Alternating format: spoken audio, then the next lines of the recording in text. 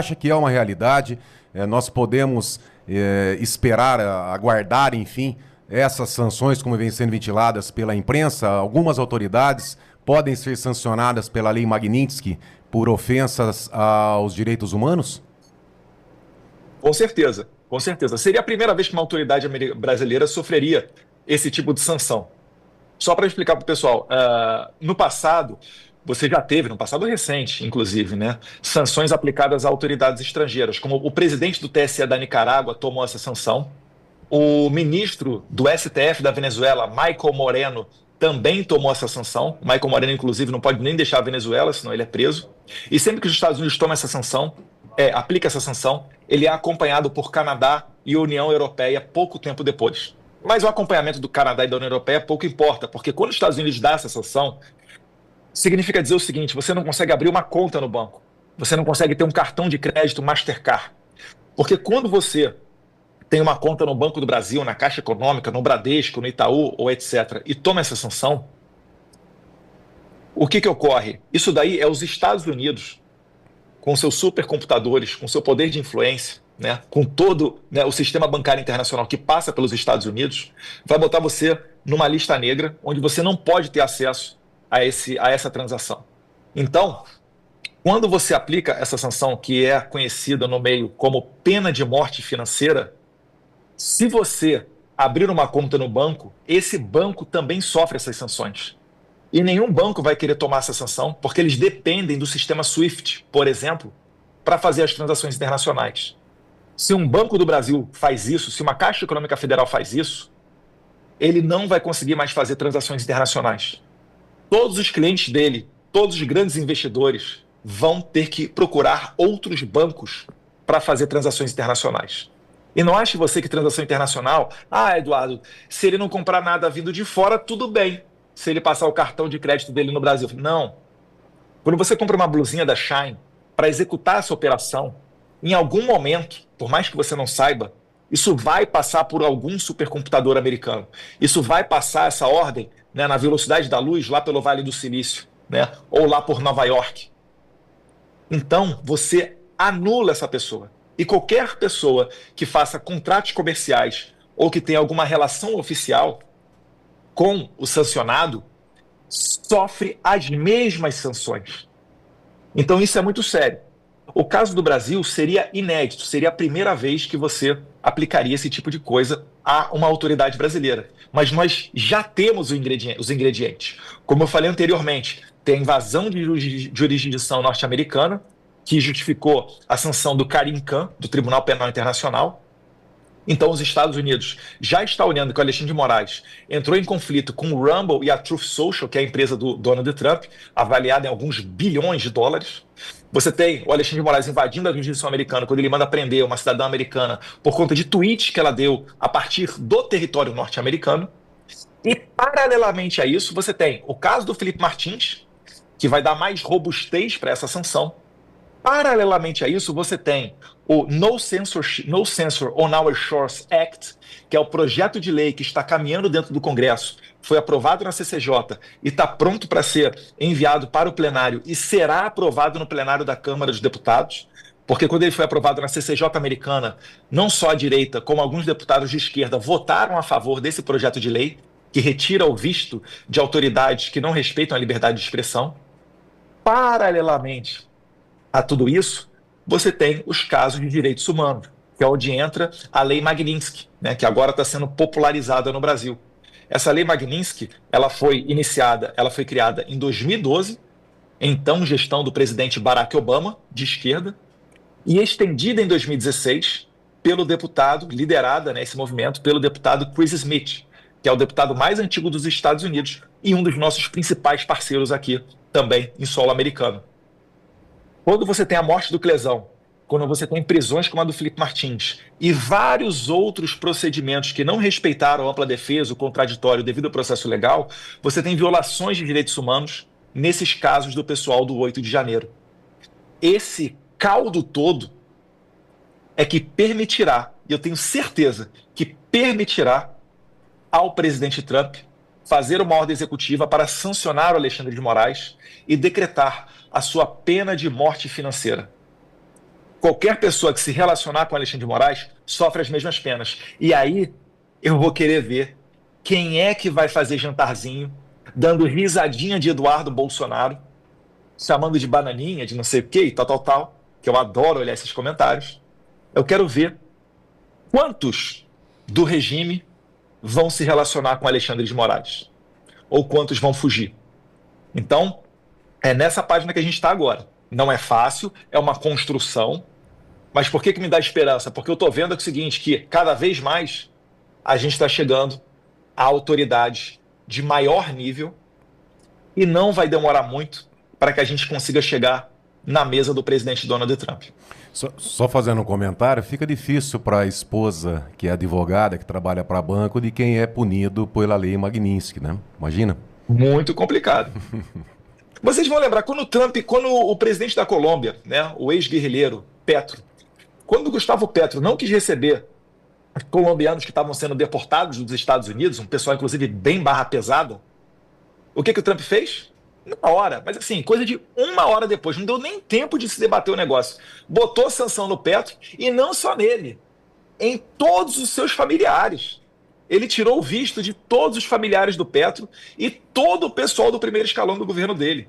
Então é um poder muito grande e totalmente discricionário do presidente Trump. Eduardo, várias questões em uma só que eu preciso fazer para você. Primeiro, o que te motivou a tomar a decisão, a ficar aí, a tua coragem, né? O que te fez tomar a decisão para ficar aí? A tua esperança com relação a essa tua missão assumida agora? E muita gente no chat perguntando se você está precisando de alguma coisa a partir do momento que você abriu mão do teu trabalho aqui para estar defendendo o Brasil. Eu queria te ouvir sobre esses 3 pontos, né? A decisão, a tua esperança e se você precisa de alguma coisa aí, Eduardo. Eu agradeço a preocupação das pessoas. Teve gente até levando mensagem para minha esposa, para a Heloísa, né, através do direct message do Instagram, perguntando se precisava de alguma coisa, de Pix e etc. No primeiro momento, eu tranquilizo vocês, tá? A gente está conseguindo se virar aqui. Graças a Deus eu tenho o apoio de muita gente boa. Tem uma reservinha no Brasil que a gente está queimando agora. É claro, né, não é a situação ideal, porque eu fiz uma mala de 7 dias. Eu vim passar o carnaval junto a um amigo aqui nos Estados Unidos e, de repente, não retornei mais para casa. E essa decisão, se forem ver aqui, tem um colchão inflável, né, enfim, tem uma estruturazinha aqui que a gente consegue se virar. Não tô reclamando não, tá? Minha vida tá em ordem aqui nos Estados Unidos. A gente fica pensando se no futuro for necessário, porque é 6-1 o dólar, né? Pesa bastante. Às vezes muito dinheiro no Brasil não é muito dinheiro aqui não. Mas fiquem tranquilos, né? Por hora eu estou bem. Se for necessário, a gente leva ao conhecimento de vocês, pede algum tipo de ajuda, mas por hora eu agradeço a todos vocês. A minha decisão de ficar aqui foi, primeiro, né? Eu pensei, se eu retornar ao Brasil, eu vou perder meu passaporte, né?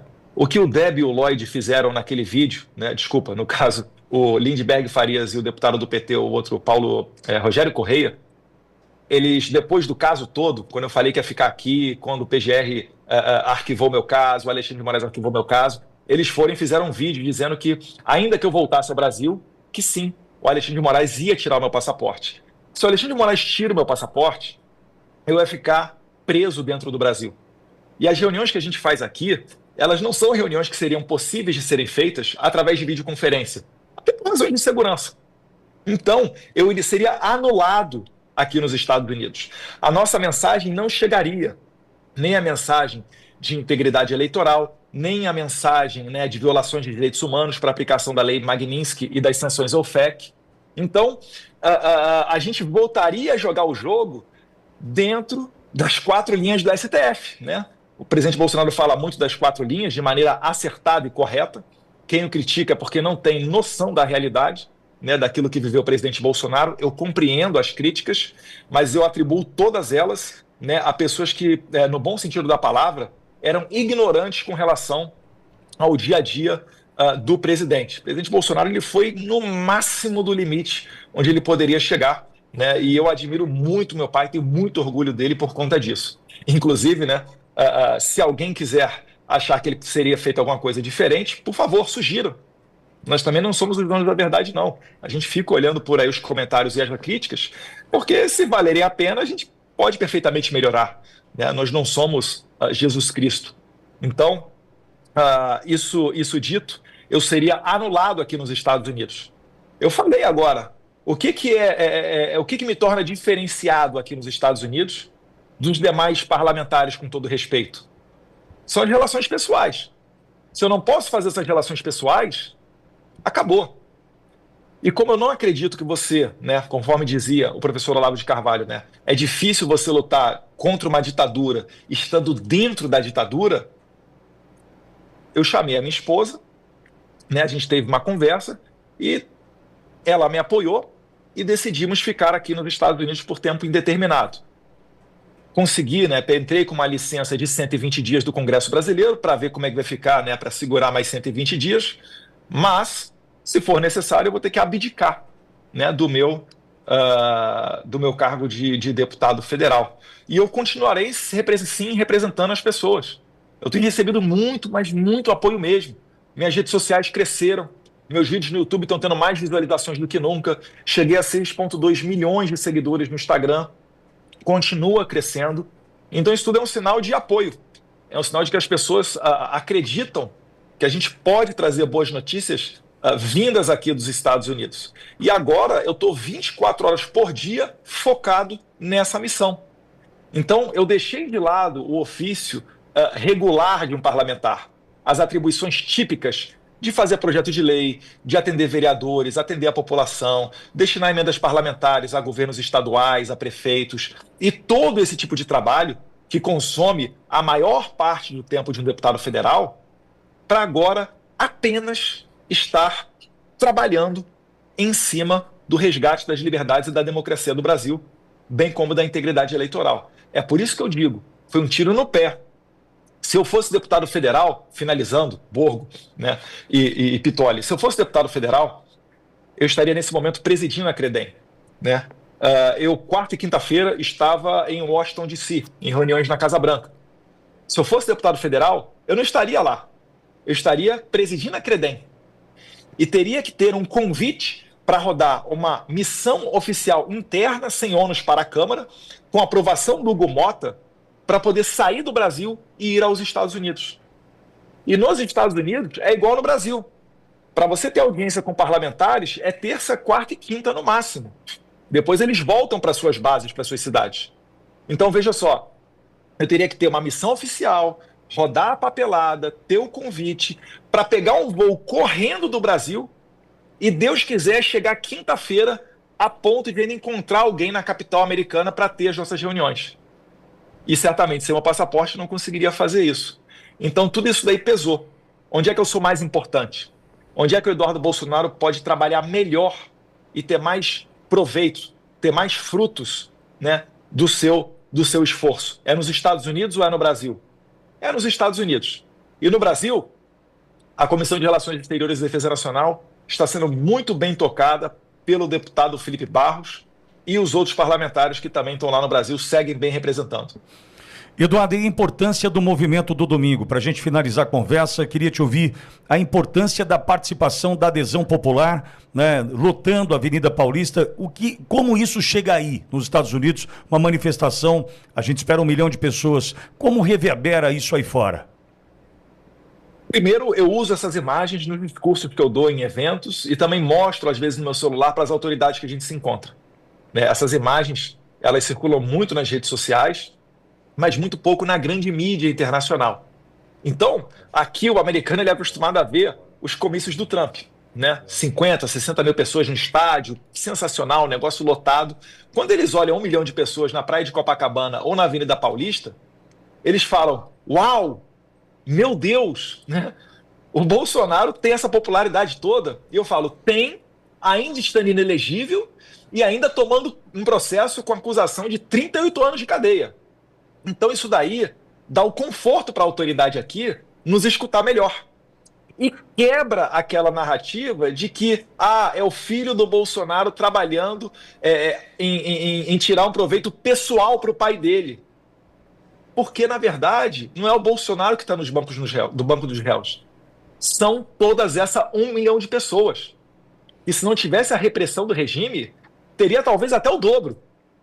Mas a gente vai sair vitorioso. Então, essa foto na Avenida Paulista, que roda ao mundo, né, esses vídeos que são feitos, né, a partir dos drones, mostrando a quantidade de gente e etc., isso daí é importantíssimo. Isso daí, Pitoli, é a base para o nosso trabalho aqui prosperar. Se as pessoas não forem para as ruas, se chegar lá e tiver meia dúzia de gatos pingados, esqueça. A gente não tem como ir adiante. A esquerda vai adiante. Por quê? Porque eles botam bilhões na imprensa, eles botam bilhões na USAID para depois doutrinar jornalistas, alterar a composição judicial de países. Eles conseguem contaminar tribunais. A gente não. A gente somos nós e o povo. É o povo pelo povo. Então, a todos vocês que vão na Avenida Paulista, né, o meu muito obrigado, porque aqui nos Estados Unidos, não consigo ir hoje, como vocês sabem, mas eu também me sinto representado. Eu fico aqui vibrando, eu pego e mando para tudo que tem camarada aqui internacional que está no meu WhatsApp. Então, essas imagens circulam ao mundo, elas dão moral e são a base para a gente resgatar a democracia do Brasil. De mostrar, olha, a luta não acabou não. Ela vai continuar. É como dizem aqui os pais fundadores da América, do final do século XVIII, né? Há uma frase atribuída ao Thomas Jefferson. O preço da liberdade é a eterna vigilância. Nós sempre estaremos, né, olhando pelas liberdades e trabalhando e lutando por elas. Ou, para finalizar, é como dizia o ex-presidente, né, o grande conservador, Ronald Reagan, a liberdade ela não se transmite de pai para filho por osmose ou através do sangue. É preciso que a gente ensine os nossos filhos a lutar por elas e depois a geração deles lutar por si próprios. Porque a liberdade nunca está a mais do que uma geração de ser perdida. Então, parabéns a todos vocês que levam sua família para a Avenida Paulista, para essa manifestação pacífica e muito obrigado, né, por dar a nós o apoio necessário para a gente seguir adiante nessa nossa luta aqui nos Estados Unidos. Eduardo, querido, é a tua casa aqui, você sabe o quanto eu te admiro, te respeito, teu pai, todos, enfim. Você está em casa aqui, é um orgulho poder te ouvir dessa forma tão plena, tão firme, tão forte e lutando por nós aí. Obrigado, viu, Eduardo? Tá firme e forte aqui, pessoal. Pode deixar que, se for preciso, a gente recorre à ajuda de vocês, mas a gente está aqui 24/7. Obrigado pelo apoio de todos vocês. Fiquem com Deus. Valeu, guerreiro. Forte abraço. Valeu, Eduardo. Bolsonaro conosco.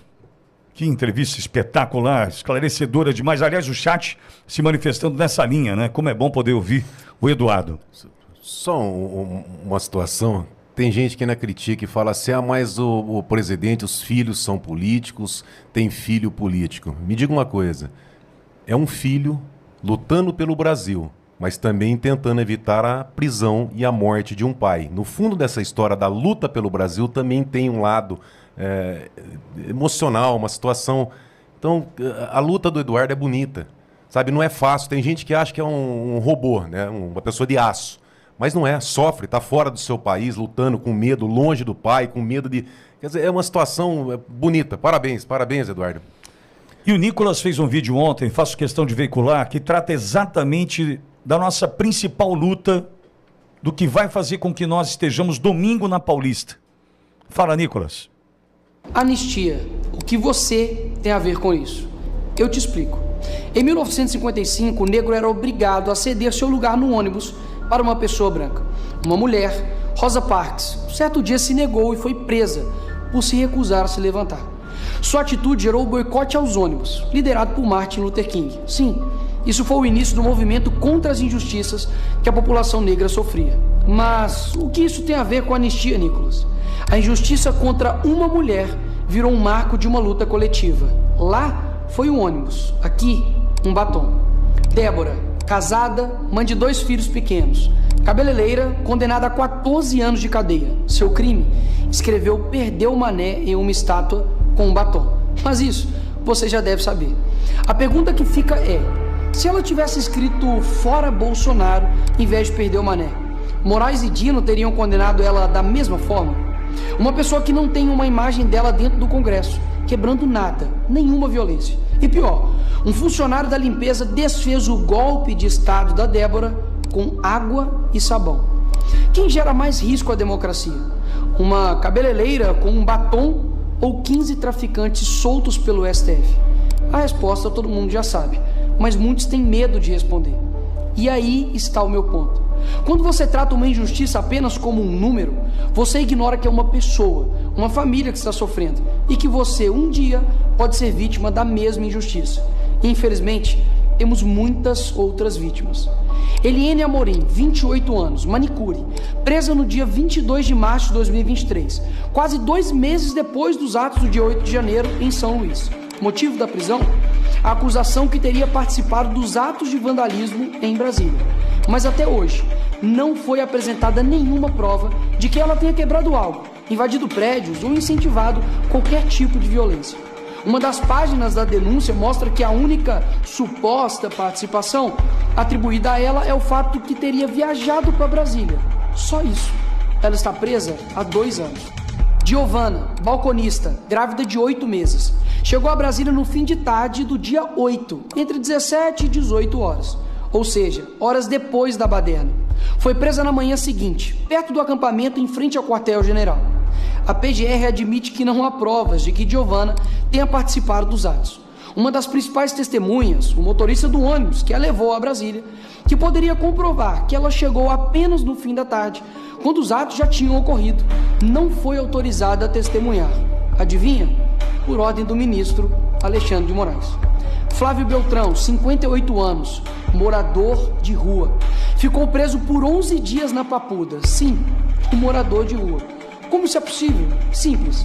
Já que estava sem emprego, sem abrigo e sem dinheiro, passou a frequentar os acampamentos para conseguir alimentação em um local onde pudesse dormir.